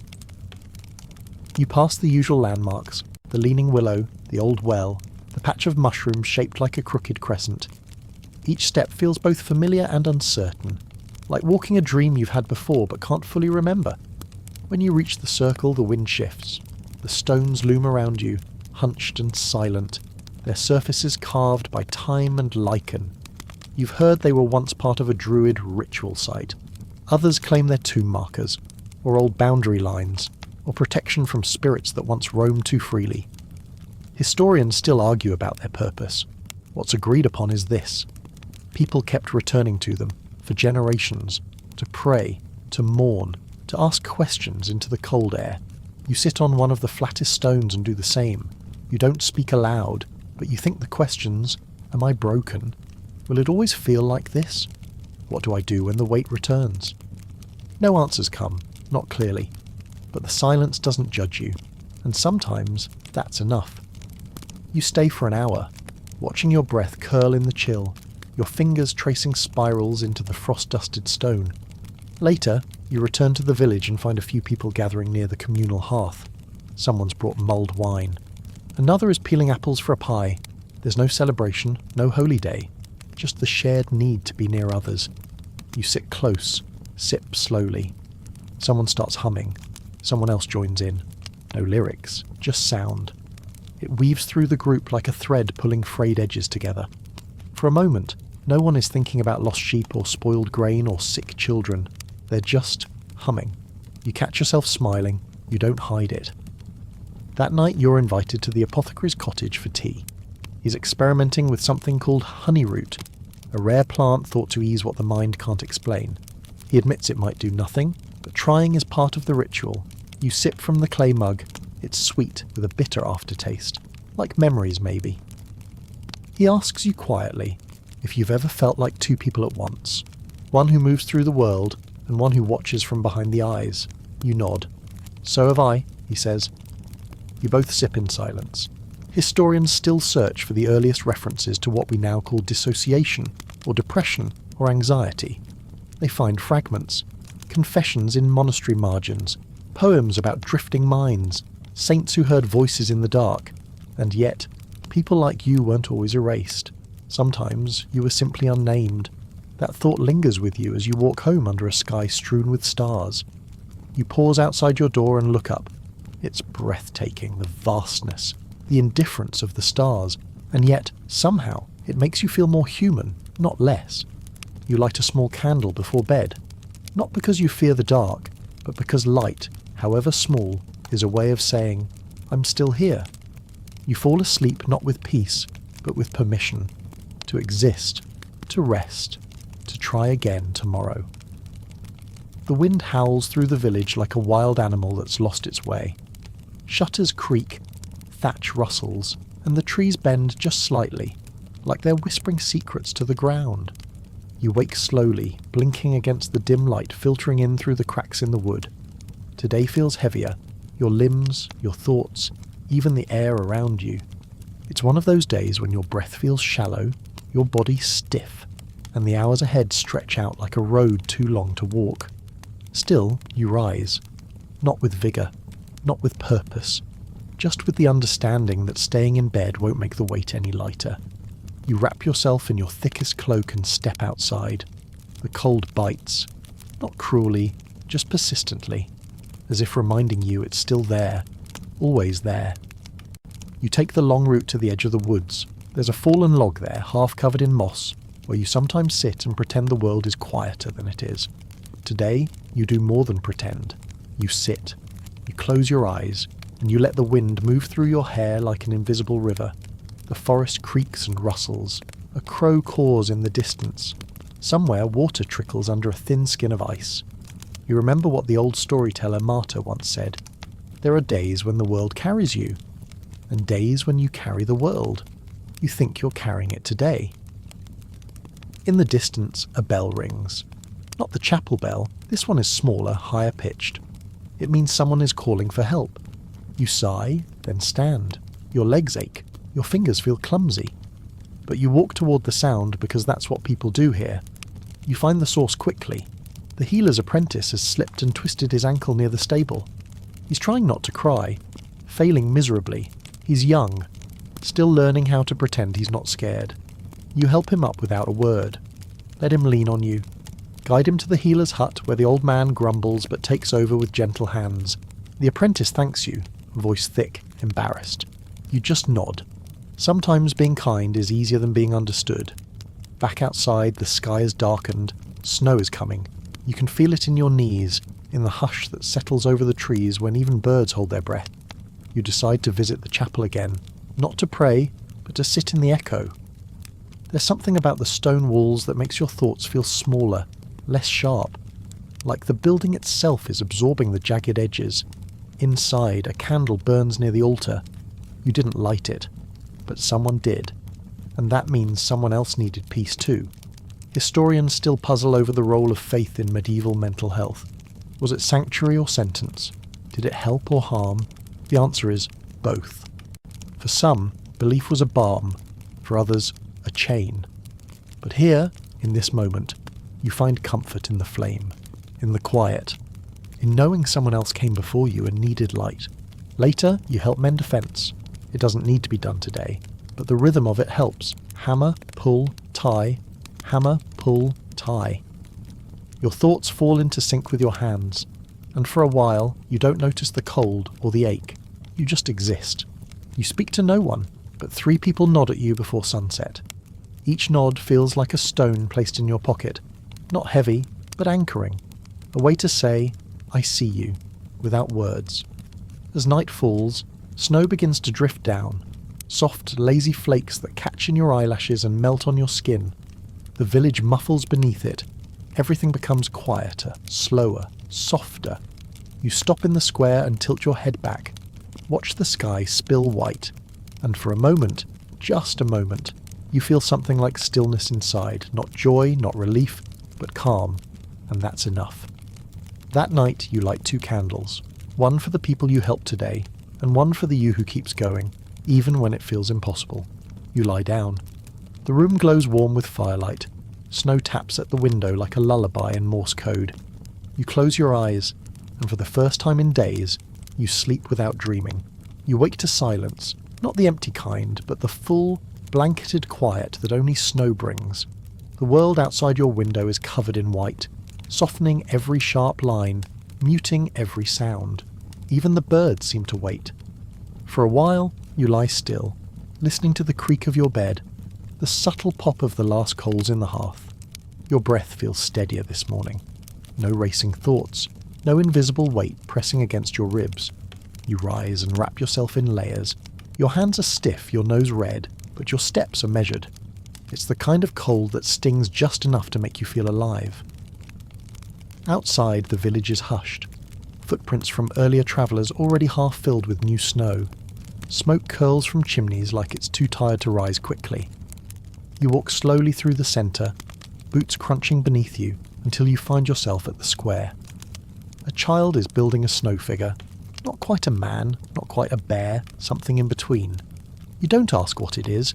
You just hand her a carrot from your pocket and nod. She beams. It's the most anyone's smiled at you in days.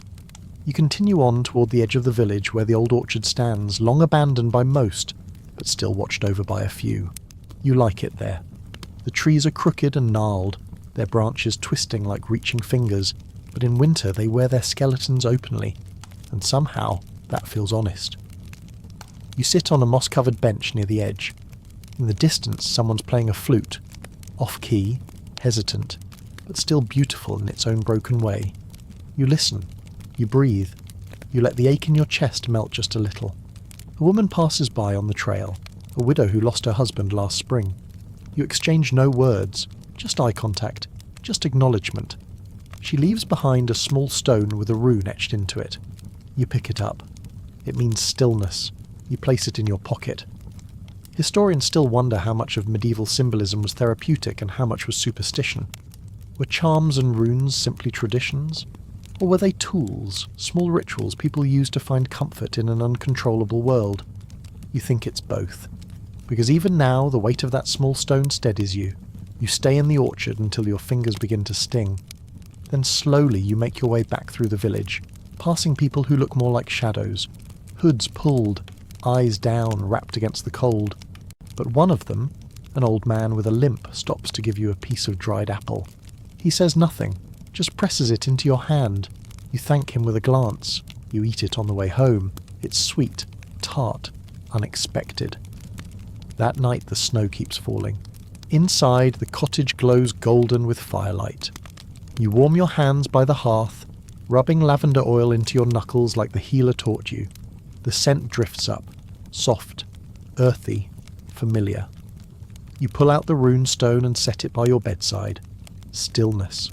It doesn't mean doing nothing. It means not rushing, not forcing, letting the storm pass over you, not through you. You write a few words on the inside cover of your journal.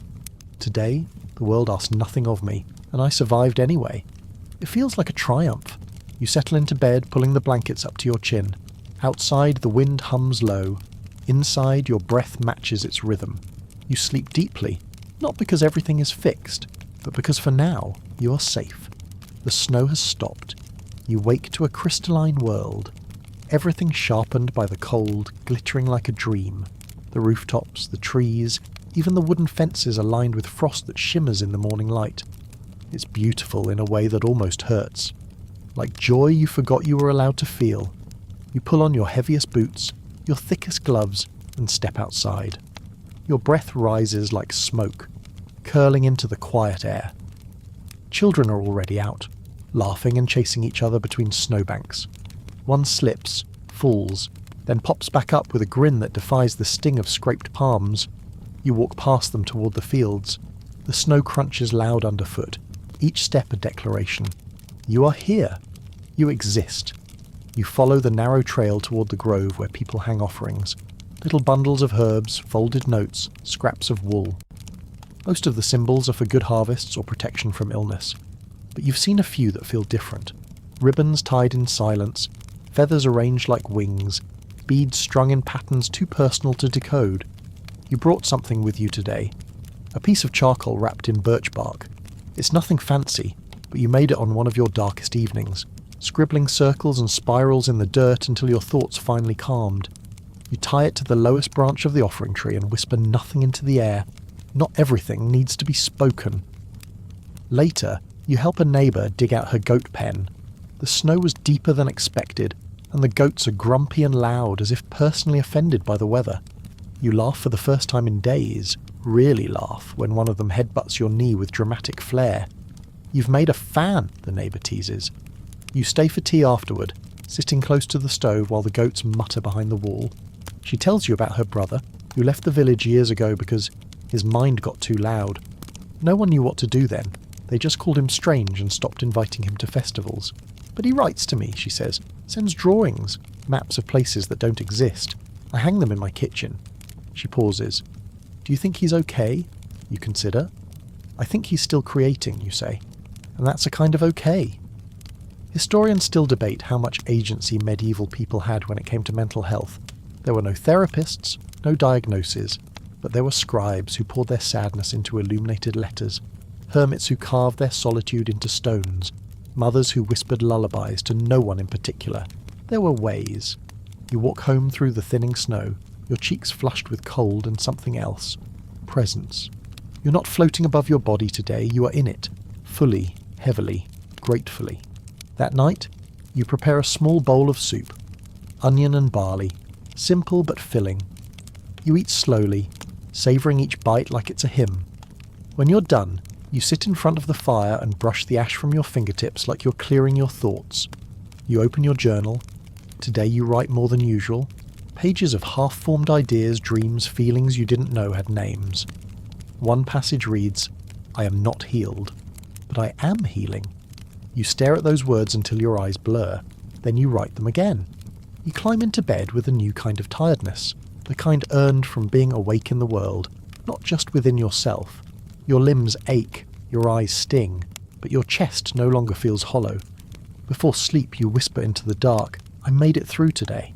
And you smile when no one answers, because that silence is full of knowing.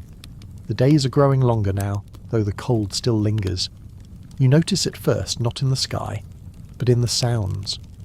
The birds return with tentative songs, and footsteps outside your window begin earlier, a soft chorus of people testing the morning air. Today you wake with a different kind of heaviness. Not despair, more like a strange stillness, a pause before movement. You sit on the edge of your bed and stare at the floor, unsure whether to stand or curl back beneath the blankets. The room holds its breath with you. Eventually you move, slowly without reason but enough. You open the shutters and light spills in, clear and honest. Dust floats in the beams like memories of things not yet lived. You take a deep breath. It's not a good morning, not a bad one, it's just a morning. And that somehow feels okay. Outside the snow has receded into patches. The earth shows itself in clumps of dark mud and withered grass. It looks messy, unfinished, like you. You walk to the centre of the village where someone's begun cleaning the fountain. The water hasn't flowed in months, but they're hopeful it will again come spring. You offer to help, not because you care about the fountain, but because scrubbing stone is something your hands can understand even when your mind can't. You spend the morning scraping away moss and brittle leaves, each motion small but purposeful.